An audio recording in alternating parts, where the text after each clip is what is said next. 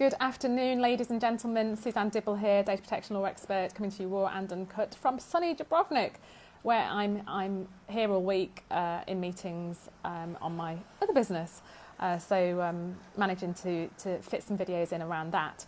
Today I'm talking to bloggers outside of the EU. So I know there's quite a few American bloggers in the group, and you'll probably come into this group thinking, oh my goodness, this sounds a complete nightmare. Do I really have to comply with all of this if only a very small amount of traffic is coming from the EU to your website? So I have done a video on Territorial Scope, but I'm going to clarify that and talking about the recitals in a bit more detail, and particularly in the context of blogging.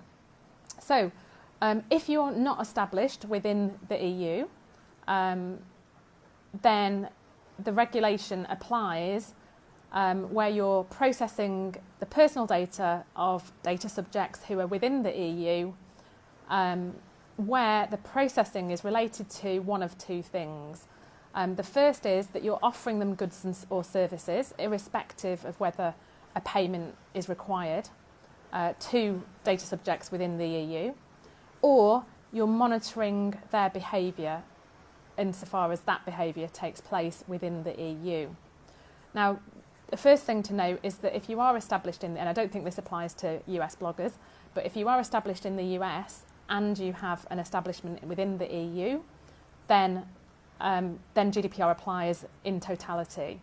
But if you don't have an establishment within the EU, then you have to ask yourself one of those two questions. One, are you offering goods or services, irrespective of whether payment is required to data subjects within the EU, or are you monitoring their behaviour as far as that takes place within the EU? So we then look to the recitals, which give us a little bit more information on what that actually means. So I did have it tagged, and now the tag has fallen off. Bear with. Right, here we are, Recital 23, for those of you who are interested. So it says, in order to determine whether a controller or processor is offering goods or services to data subjects who are in the Union, it should be ascertained whether it is apparent that the controller or the processor envisages offering services to data subjects in one or more member states in the Union. And it says, whereas the mere accessibility of the controller or processors or an intermediary's website in the Union, of an email address or of other contact details, or of the use of a language generally used in the third country where the controller is established, is insufficient to ascertain such intention, factors such as the use of a language or a currency generally used in one or more member states, with the possibility of ordering goods and services in that other language, or the mentioning of customers or users who are within the Union, may make it apparent that the controller envisages offering goods or services to data subjects in the Union. So it's not the case that if you have a website that is accessible by people within the Union, then GDPR automatically applies. Okay, we need to look at whether you are envisaging offering goods or services to people within the Union. And what you would look at there is things like, are you using a language that is specific to a country within one of the member states? So, for example, if you're using French on your website, actually that's not a great example because you've got French in Canada, but if you've got German, for example, on your website, then that's a clear indication that you are envisaging offering services or goods to people in Germany, i.e. within a member state within the EU, and you would be caught within, GDPR would apply to you. Also, if you're charging in a currency that's generally used in one or more member states, so if, for example, you are using pounds as a currency, then that would be an indication of the fact that you are envisaging offering services and goods to people within the Union. Or if you actively mention people within your website who, a country within the Union. So if you have a blog post that is specifically for people in the UK or within Germany or within Sweden or wherever it might be, then that is, again, another further example of you envisaging offering services and goods to people within that jurisdiction. They are examples of how it is apparent that you are envisaging offering goods or services to data subjects within the Union.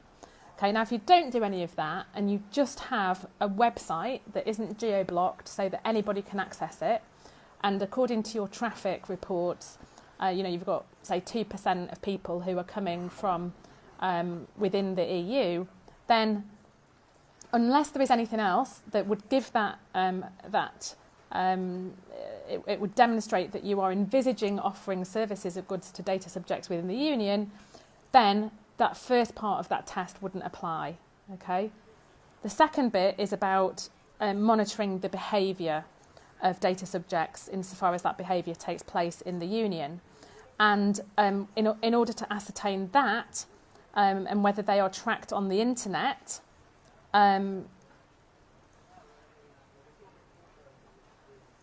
order to ascertain whether you're monitoring the behaviour, then it should be ascertained whether natural persons are tracked on the internet, including potential subsequent use of personal data processing techniques which consist of profiling a natural person, particularly in order to take decisions concerning her or him, or for analysing or predicting her or his personal preferences, behaviours and attitudes.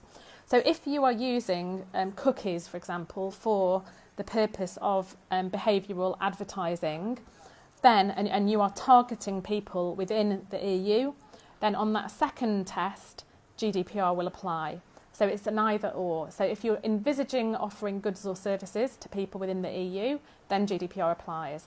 If you are monitoring the behaviour of data subjects within the EU, then GDPR applies. So either one of those occurs, then GDPR applies.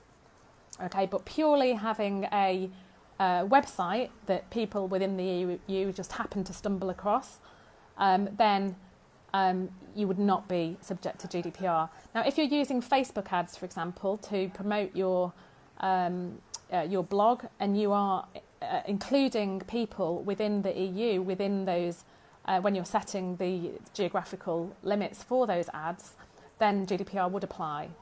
Okay, but if you're purely targeting people in the United States and none of the other things that I've mentioned before apply, then GDPR will not apply to you.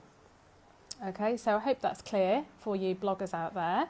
There has to be this envisaging of offering services or goods, or you're monitoring the behaviour of data subjects. So if you are a blogger, you're based in the States, you don't have an establishment within the EU, you're not envisaging offering goods or services to them, and the examples that I gave before about the currency, the language, mentioning those people are indications as to whether you envisage doing that or not. And if you're not monitoring the behaviour of data subjects within the Union, then GDPR doesn't apply. So I hope that clarifies for you and gives some of you US bloggers some comfort that possibly GDPR won't apply to you if you fall within that, if you fall outside of the things that I've mentioned. Okay, well, enjoy your evening. I hope it is as beautiful as mine. I'm not sure, actually, it's so bright, I'm not sure if you can actually see me or not, which may or may not be a bad thing. But whatever you're doing, have a fantastic time. And got some very exciting news coming up about our GDPR party in central London. So stay posted for that. Take care, guys.